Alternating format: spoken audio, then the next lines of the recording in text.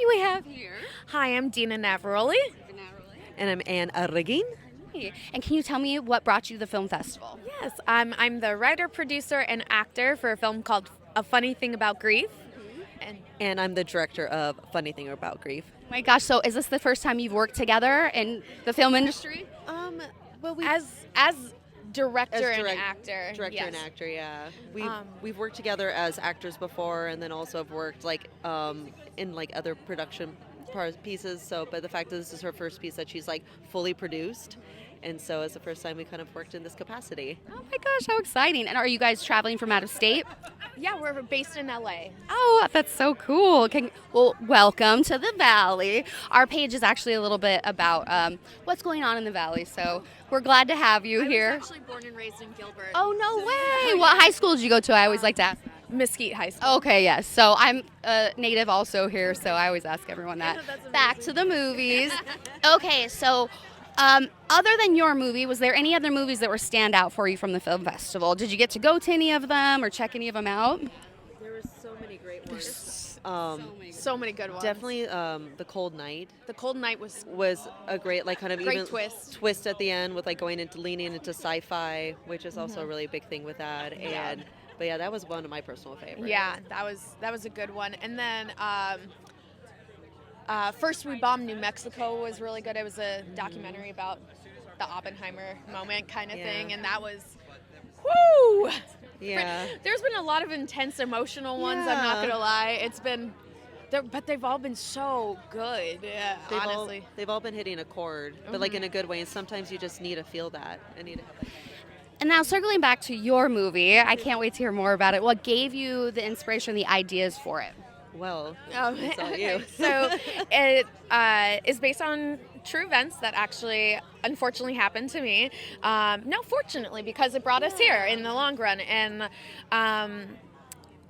it really resonated with me in the sense of such complex emotions. It was an ex who did some not some great things, and then he ended up killing himself. And so it's that mixed emotion of you had a relationship with this person, but then there was it didn't end well, and it was just so much. And honestly, it was a tough time in my life, and Anne personally was also grieving the loss of her mother, and that's actually how we became friends. Was we both met in acting class, and we're both going through a lot of grief. And so when I wrote it and I showed her the draft, and we did a couple of revisions, and I'm like, now what do we do? And she's like, well, you make it. And it's been very cathartic and healing, but a big part of it was I wanted her to contribute as well, so she could express her point of view of grief. And it's just something a lot of people deal with, and we just wanted to show it's okay, and the different ways people handle it, and the ugly bits and the weird funny bits as well. And it's messy and it's okay, and that just don't let anyone tell you how to grieve. So.